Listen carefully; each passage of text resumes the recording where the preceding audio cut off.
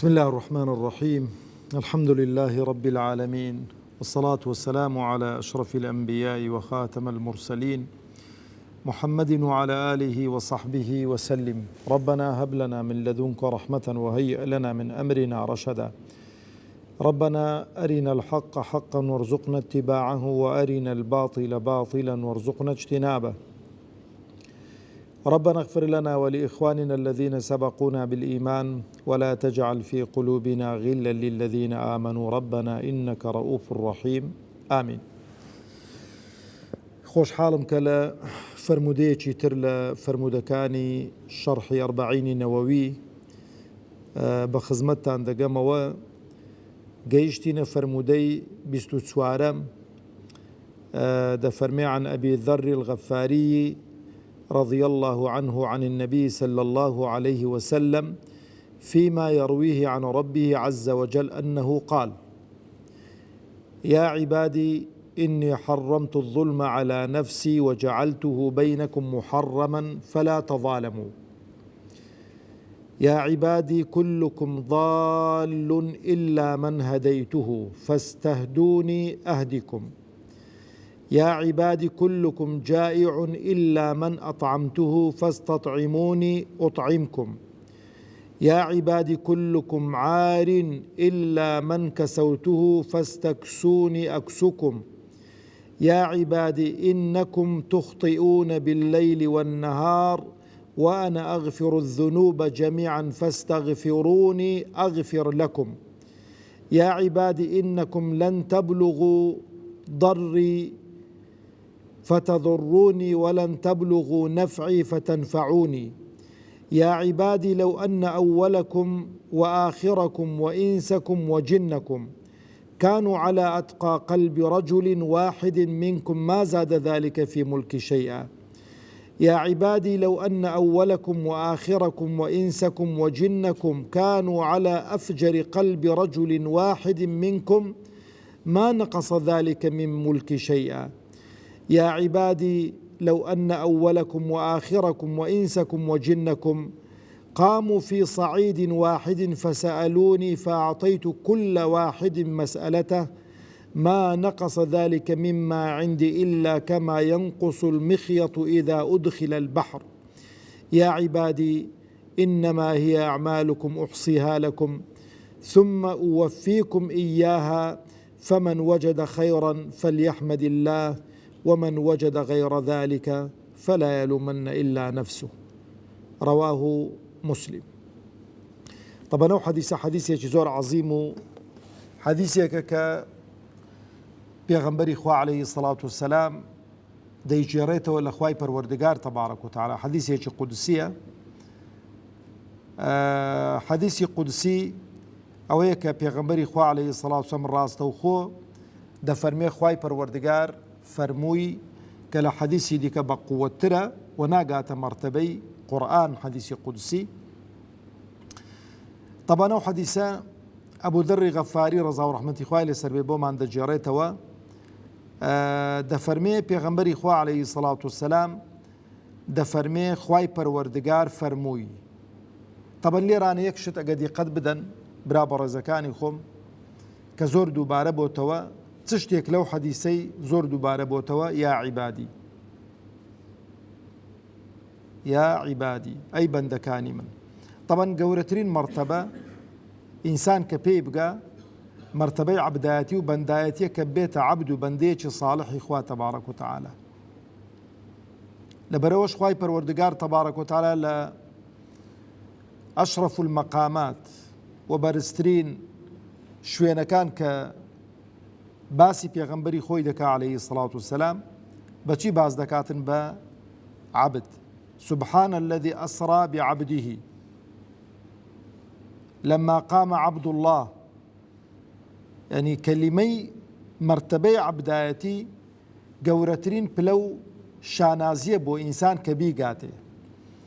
طبعا ليرانا أو فرمودي خواي پروردگار تبارك وتعالى تايبتني با إيمان دارانوا عامة أو عبدانيك جيرايل مطيعا كأهل إيمان ئیحسان و تەقوان لەگەڵ ئەوانەی کە عەبد و بەندەی خوان بەڵام تاکو ئێستانەکە وەڵامی پەیامی خوای پەروەردگاریان نەداوەتەوە هەمان دەگرێتەوە. هەموو ئەوانەی کە دوژمنایەتی خواش دەکەن هەر عەبدی خوان پێیان خۆش بێیان پێیان ناخۆش بێ لەژێر ئیرادەی خوای پەروەردگار ناتوانن بچنە دەر. ئەو شتانەی کە خوای پەروەردگار وەکو نظام و سیستەم دایناوە کە هیچ عەبد و بەندەیەک لێی دەرناچێ کابرا بەوە ناتوانێت لێی دەربچێتن کە کافر بێت و بێ باوەڕ بێت و دەست لە هەموو ئیلتیزاماتێک بشوات. ئەنی پێم سەیر دێ کەسێکە بە تایبەتی کە شارەزایی بوو بێ لە ئیسلام ئەو جورئەتەی پەیدا بکاتن لە دوایی تەمەنی خۆیدا هەڵگەڕێتەوە و دژایەتی خوا و پێغەمبەری خوا بکات. لێرە تەماشەکەن برا بە ڕێزەکانی خۆم کۆمەڵە حەقایق و سونەنی کەونی کە خوای پەروەردگار تەبارەک و تەعالا بەیانی کردووە لە بۆ ئینسانەکان. چۆن دەڵێ 1+1 دەکاتە 2 لە هەموو وڵات و لە هەموو قەومیەتەکان و لە هەموو لوغەتەکان هەریەکە. نییە بڵێ 1+1 لە لای ئێمەی کوور بکاتە 2 لە لای فارسەکان 3 بێ و لە لای عەرەبەکان 4 بێ. هەمووی هەردووە. ئەو سونەنی کەونیش کە خوای پەروەردگار دایناوە و ئەوجا ئەو سونەنە کەونیانەی داناون بە سونەنی شەرعی. یعنی هەر کەسێک کە پێوان ئیلتیزام بکاتن نەتیجەکەی دەست دەکەوێتن. نەتیجەکانیشی زۆر عەجایبن. جارێ یەکەمیان خوای پەروەردگار تەبارەک و تەعالا بۆ دەست پێ دەکا یا عیبادی ئینی حەڕەمت الظولم عەلا نەفسی. ئەی بەندەکانی من گوێ بگرن موسڵمان و غەیری موسڵمان خوا کە خوای هەموو لایەکمانە دەفەرمێ ئینی حەڕەمت الظولم عەلا نەفسی دەفەرمێ زوڵمم لەسەرە خۆم حەرام کردووە. یعنی خوای پەروەردگار ئەگەر بیویستایەیان بیوێ زوڵم بکا دەتوانێ بیکا بەڵێ بەس پەرژینێکی قایمە لە خوای پەروەردگار تەبارەک و تەعالا. إن الله ليس بظلام للعبيد خوای گەورە زوڵم ناکاستەم ناکاتم. یعنی کاتێک کە دەفەرمێ ئینی حەڕەمت الظولم عەلا نەفسی مانای ئەوەی نێ پێی ناکرێ بەڵام پێی دەکرێ و نایکاتن. گەورەیەکە لەوەیدایە. گەورەی لەوەیدایە ئینسان شتێکی پێ بکرێت و نەیکاتن. وەلله المەثل الأعلى. زوڵم چییە برا بە ڕێزەکانی خۆم؟ ئەوەیە کە جارێ لێرانە مەبەست زیاتر ئەو ستەم و نادادگەری و پێشێلکردنی مافی یەکتر و ئەزیەتدانی یەکتر و چەوسانەوەی خەڵکی دیکە و ئەوانە زیاتر دەگرێتەوە. دەنا گەورەترین زوڵم شرک پەیداکردنە بۆ خوا. ئین الشرک لظلم عظیم. گەورەترین زوڵم شرک پەیداکردنە تەبارەک و تەعالا. بەڵام لێرانە زیاتر مەبەستی هەڵسوکەوتی ڕۆژانەی ئێمەیە لەگەڵ یەکتر و بە تایبەتیش برا بە ڕێزەکانی خۆم لێرانە چینی دەسەڵاتدار دەگرێتەوە زیاتر و ئەوانەی کە زیاتر خزم و کەسیان هەن پشتیان بە قووەتە ئاغەن ڕیشسپین پیا و ماقولن دەسەڵاتدارن بۆ خوای پەروەردگار تەبارەک و تەعالا لە خۆیەوە دەست پێ دەکاتن. چونکە خوای پەروەردگار دەسەڵاتی لەسەروی هەموو دەسەڵاتێکە هەرچی کە بیەوێ دەیکاتن. لەبەرەوە دەفەرمێتن ئینی حەڕەمت الظولم عەلا نەفسی. ئەو دەسەڵاتەی کە زوڵم دەکا کەستەم دەکاتن خوای پەروەردگار تەبارەک و تەعالا لە ڕۆژی دواییدا گەورەترین ئیهانە دەکرێتن کە گچکە دەبنەوە خەڵک پێیان لێ دەنێتن دەکەونە بن پێی خەڵکی. خەڵک ڕایان دەچێشیتن بۆ بەر محکەمەی عادیلی خوای پەروەردگار تەبارەک و تەعالا. ئەو جەبرا بە ڕێزەکانی خۆم ئینسان لە مابەینی یەکتردا زوڵم لێک نەکاتن مافی یەکتر پێشێل نەکاتن حەقی یەکتر نەخواتن دەسەڵاتت بەسەر نەفەرێکدایە لێبوردە بە سەماحەتت هەبێ کەسێک غەڵەتت بەرامبەر دەکات چاوپۆشی لێ بکە، گەردەنی ئازاکە. ئەوە گەورەیە. دەفەرمێ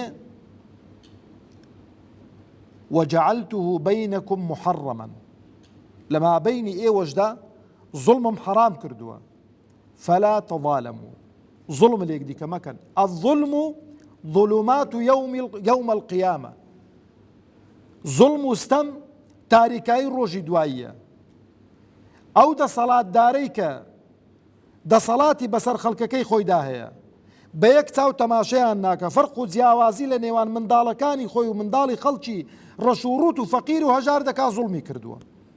ئەو دەسەڵاتدارەی کە ئەو سەرەت و سامانی خەڵکە دەست بەسەردا دەگریت و وەقوتی ئەو خەڵکەی لە خۆی و ماڵ و منداڵ و عەشرەتەکەی خۆی سەرف دەکا زوڵمی کردووە. ئەو دەسەڵاتدارەی کە فرسەتی یەکسان بۆ خەڵک دەستەبەر ناکاتن بەبێت چاولێکردنی خزمایەتی و مەحسوبیەت و حیزبایەتی و ئەوانە زوڵمی کردووە.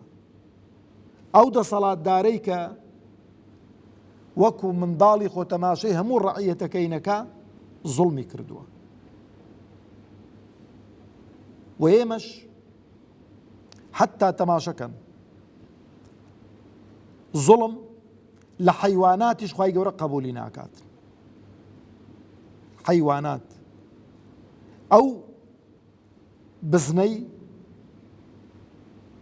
کە شاخدارە زوڵم و ستەم لە بزنێکی دیکە بکا کە خوای گەورە وای خەڵق کردووە کە شاخی پێوە نییە، کە قۆچی نییە، کە لێی دەدا لە دنیا، ستەمی لێ دەکا، دەیچەوسێنیتەوە، خۆ حەشر و حیسابیان لەسەر نییە. بەڵام لە حەدیسی صەحیح پێغەمبەر داهاتوە عەلەیهی سەڵات وەسەلام زیندیان دەکاتەوە لە ڕۆژی دوایی بەقەدەر کە لە دنیا تێی هەڵداوە تێی هەڵدەداتەوە لەوێن دەرێ، تێی هەڵدەداتەوە کە حەقەکەی خۆی لێ وەرگرتەوە دەبنەوە خاک و خۆڵ و لە بەین دەچن.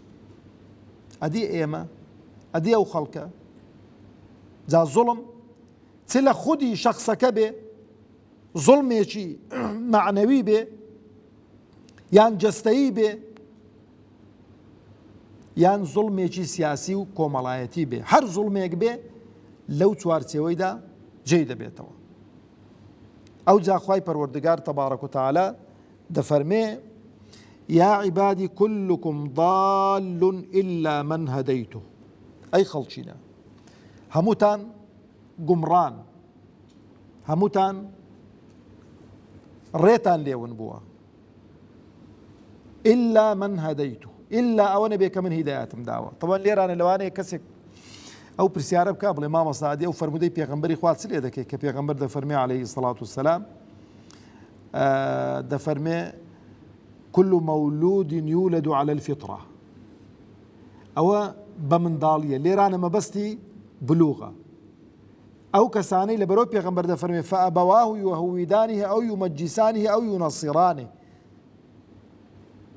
خەڵک هەمووی دەفەرمێ گومڕان مەگەر کەسانێک کە هیدایەتم دابن، هیدایەتی تەوفیقی. واللهی برا بە ڕێزەکانی خۆم کە چوینەوە حەقی وایە هەموومان سوزدەی شکر ببین کە خوای پەروەردگار تەبارەک و تەعالا هیدایەتی داوین و هیدایەتی تەوفیقی داوین. هیدایەتی تەوفیقی ئەو هیدایەتەیە کە ئاشنات دەکا بە دینی خۆی، ئاشنات دەکا بە ڕێبازی پێغەمبەری خوا عەلەیهی سەڵات وەسەلام و ئاشنات دەکاتن بە خۆشەویستان و ئەولیای خۆی، وەڕقت لە دوژمنانی خوا دەبێتەوە، وەڕقت لە بەرنامەکانی غەیری بەرنامەی خوا دەبێتەوە. ئەوە هیدایەتی تەوفیقیە. هیدایەتی تەوفیقی ئەوەیە کە ئینسان لە کوفرەوە بگوازرێتەوە بۆ ئیمان، خواحافیزی لە کوفر بکاتن، ئەبەد الئابدین بێتە ناو دائیرەی ئیسلام. ئەو جا هیدایەتی تەوفیقی خوای گەورە کەسانێک هیدایەت دەدا کە خۆشی بوێن.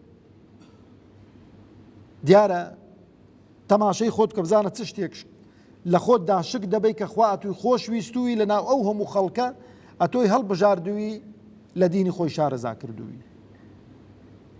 ئەدیشی پێغەمبەران چی عەلەیهیمو سەڵات وسەلام؟ ئیشی پێغەمبەران هیدایەتی بەیانە، ڕێنیشاندەرن، ڕێت پیشان دەدەن، دەڵێ کوڕم بەو ڕێدا بڕۆ، دەگەیە هیدایەتی تەوفیقی. لەبەرەوە دەفەرمێ خوای پەروەردگار تەبارەک و تەعالا فەستەهدونی ئەهدیکم، داوای هیدایەتم لێ بکەن هیدایەتتان دەدەم، داوای هیدایەتم لێ بکەن هیدایەتتان دەدەم. اللهم اهدنا فيمن هديت. بەردەوام ئەو دوعایان کردو پێغەمبەری خوا عەلەیهی سەڵات وسەلام، و کردوویتە دوعاش بە تایبەتی لەو نوێژانەی کە ویترن لە ئاخیری ویترەکان. گەورەترین نیعمەتی خوا هیدایەتە گەر خوای گەورە بە قسمەتمان بکات. لەبەرەوە دائیمەن ئینسان دوعای هیدایەت بۆ خۆی و بۆ زوڕیەتی خۆمان بکەین. خوای گەورە چ دەفەرمێ؟ فەستەهدونی ئەهدیکم، داوای هیدایەتم لێ بکەن هیدایەتتان دەدەم. ئەوجا خاڵێکی دیکە دەفەرمێ یا عیبادی كلكم جائع إلا من أطعمته، كلكم جائع إلا من أطعمته فاستطعموني أطعمكم. هەمووتان برسین ئللا مەگەر کەسانێک نەبێ کە من ڕزق و ڕۆزیان بدەم، داوای ڕزق و ڕۆزیم لێ بکەن ڕزق و ڕۆزیتان دەدەم. خوای گەورە ڕەزاقە. إن الله الرزاق ذو القوة المتين. ئەتو بەس وەرە بینە فکری لێ بکەوە لەو ڕۆژەی کە خوا مەخلوقاتی خەڵق کردو تا ئەو ڕۆژەی بەردەوام ڕزق و ڕۆزی و خەڵقەی دەدات، ڕزق و ڕۆزی و مەخلوقاتی دەدات، بەبێ ئەوەی کە دوادێنە سەری لە ئاخیری باز دەکا هیچ شتێک لە ڕزق و ڕۆزی خوای گەورە کەمی کرد بێتەوە.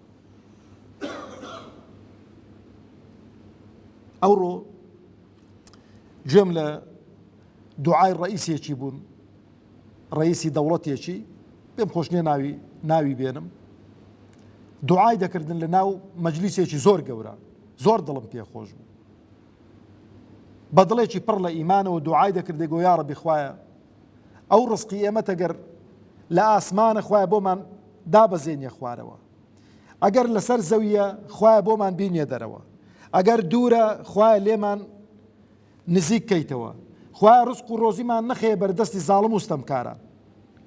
کۆمەڵە دوعایەکی زۆر جوانی دەکرد بۆی کە ئەو ڕزق و ڕۆزیەی کە خوای پەروەردگار تەبارەک و تەعالا بۆی داناوین بە جوانترین شێوە بگاتە دەستمان. کاتەکەمان بەرەو کۆتایی دەڕۆ، دەمە یەک شت بڵێن، هەموو ئەو شتانە هیدایەت، ڕزق، هەمووی مەربوط کردووە بە چ؟ بە تەڵەبکردن. داوا بکە، کە داوات کرد خوای گەورە بۆ جێبەجێ دەکات. دائیمەن ئینسان کە داوا دەکات لە چێ داوا دەکات؟ لە زاتێک کە دەسەڵاتی هەبێ، خوایە کە دەسەڵاتی هەبێ، خاوەن دەسەڵات و قودرەت و عەزەمەتە.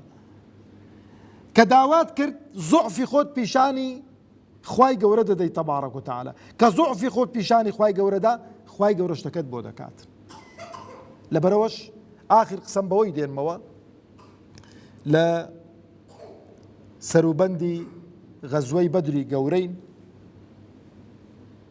تەماشەکەن پێغەمبەری خوا عەلەیهی سەڵات وسەلام هەموو ئەسبابی دنیایی گرتەبەر، هەموو هۆکارەکانی گرتنەبەر، ئاخر شت چ بوو؟ دەستی بەرز کردبەوە.